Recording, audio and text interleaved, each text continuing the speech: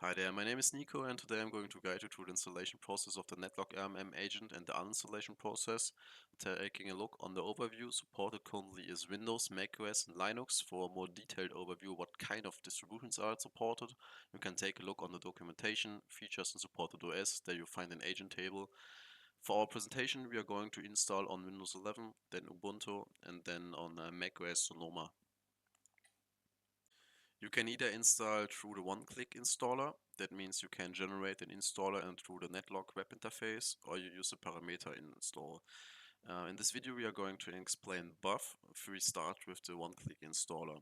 The requirements are none, there are no third-party dependencies required on the machines, so you don't need to install .NET Framework or any kind of Python packages or what you could expect depending on the operating system.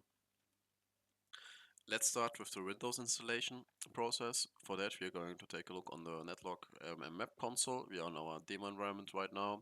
We currently have no agents installed. So what you're going to do is click on Agent Download.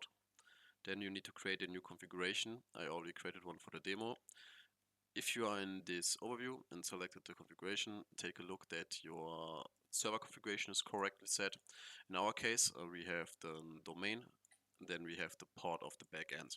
And because we don't use any role splitting and have the NetLock backend splitted through over different servers or multiple servers, all our remote servers, communication servers, update server, trust server, file server configuration is the same.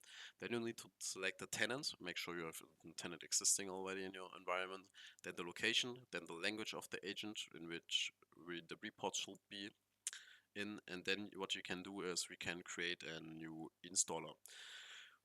For Windows, we are going to select WinX64 now because our demo environment has this architecture. If you are, for example, having Surface laptops in your environment, they often use ARM technology and also some other newer laptops from other vendors. Make sure that you match with the installer architecture. Then we click on Download Installer, and this now takes a little. As soon as the installer has been created, it will automatically download, as long as your browser is not blocking pop-ups, or you can copy this URL and then download it manually. So what you're going to do now is you're going to take a look on this. We copy the installer zip file. I'm going to copy it through my test machine.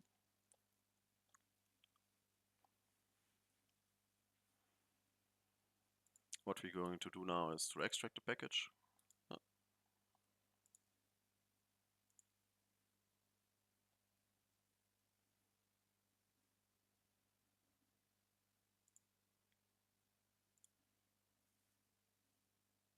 And once it's done, all we need to do now is to execute the installer.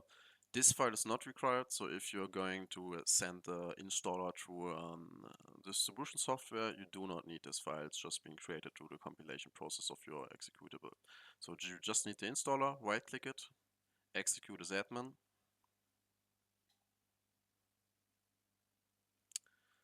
And that's basically it. Now the installer is is processing the installation process. Just need to wait a little.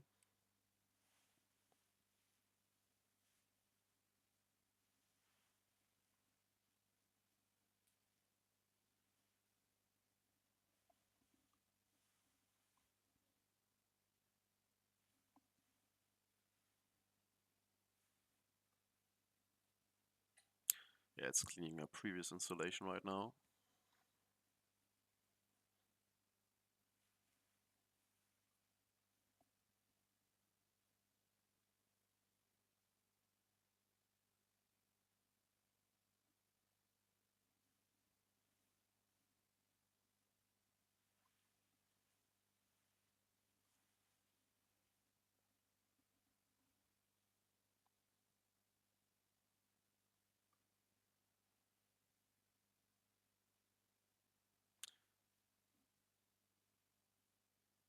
And the last service needs to be started.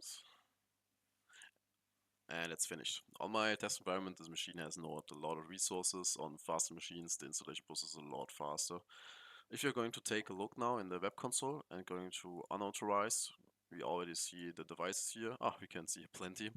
In our case, this is the test device we just installed, and we now just need to authorize it, and that's it.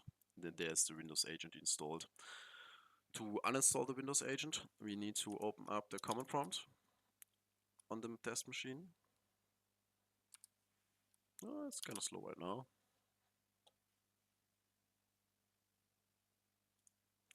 Right click the command prompt and execute it as administrator.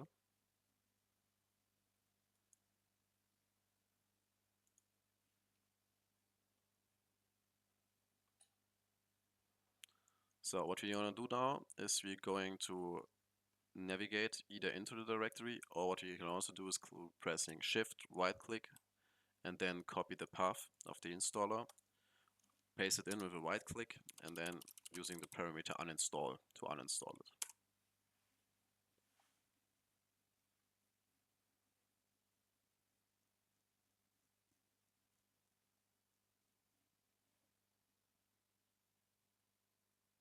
That's it. Now the agent is uninstalled on Windows. What you can also do is using the parameter installation.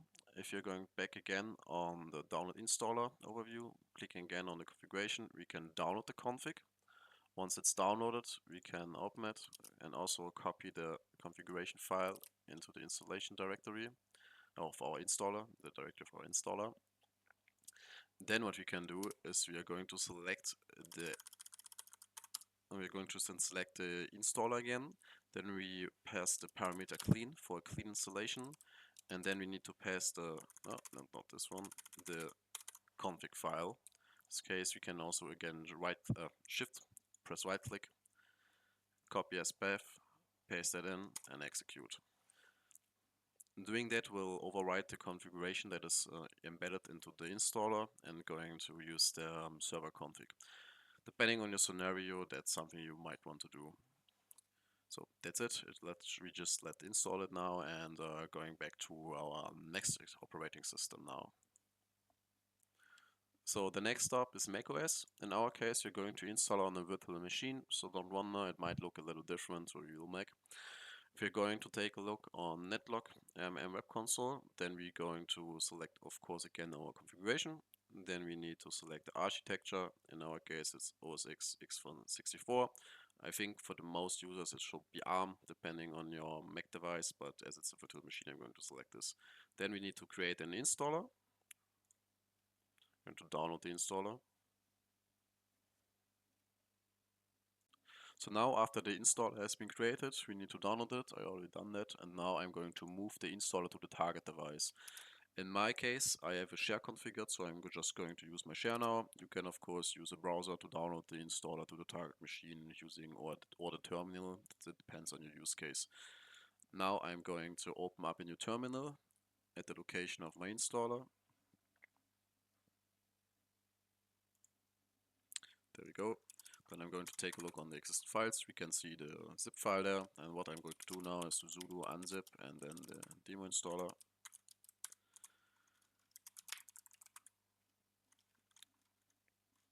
That's it. Now I'm going to take a look, and what I can see here is now the installer is existing.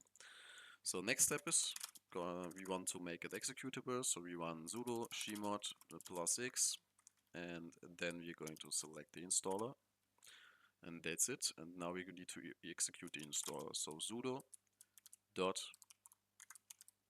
and then the installer, and then we just execute it. Depending on your security configuration, it might be required that you grant more access to, for example, the file system, but macOS will ask you for that, and then you just need to grant that. In my virtual machine, that's not required. So we wait a little.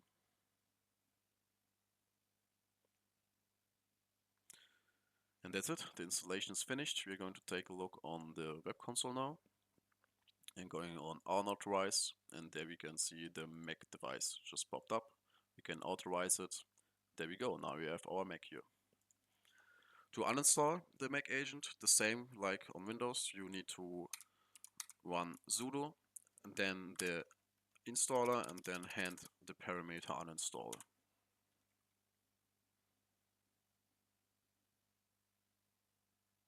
That's it, and it's uninstalled. If you want to execute the installer with parameters, it's the same. Run sudo, then the installer, and then what you will need to do is to hand the parameter clean and then the server config file. I'm not going to do this here right now because I already explained it on Windows. It's kind of similar, so I think you get what I mean. That's it for macOS, and now we can jump to Linux. Now going with Linux, I'm going to install on an Ubuntu machine with x64. Going to take a look again on the web console, going on agent download, selecting again my configuration. Then I need to select architecture again. In our case, it's Linux x64. I'm going to download the install and wait a little. Now once that's finished creating, I'm not going to download the installer right now because I'm going to show you a different way. So what we have here is the download link. We can copy the download link. And if you forget the download link, what you can also do is take a look on files, then NetLock, then temp, and there you can also find the installer. And now I'm going to use wget to get the installer to the target machine. So I'm typing in wget, then over output, then we call it installer.zip because it's a zip file we're going to download.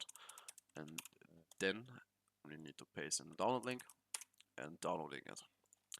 So that's it, we already see it here. Now I'm going to unzip it. So I'm going to unzip installer, and there we go. Now the same like on macOS, we need to make it executable. So we run gmod +x, and then mark the installer. And now all we can do is now execute it. Run sudo, and then the installer, and that's it. Now we are going to install the agent on the Linux machine. Installation is finished, so if you're going to take a look again on the authorize, we're going to find the demo Ubuntu machine here. And with in this one, we also just need to authorize it, and there we go. Now we have our demo machine installed. So that's it also for the Linux agent installation process. What we can do now is also uninstalling it. It's the same process like with the others. We're just going to hand over the parameter uninstall, and that will uninstall and remove the agent. There we go, it's uninstalled. And if you want to hand over parameters, the same what you can do is using again clean, and then the parameter means the server config, and I'm just going to show you in theory right now because you already showed that on Windows. Just one important note for the ending: the parameter clean is not required to pass over if you reinstall the agent or want to reinstall it. You can either run uninstall and then just like this uninstall, and then after that just running the installer again for a clean install, or you can just run the installer again and will overwrite the previous installation. In the end, if you have any questions or need help, you can always contact us through our support mail address, or if you want some more community-based support, you can join our Discord and just ask there and we troubleshoot with you together based on the community support. That's it, have a nice day, and we see you in the next one.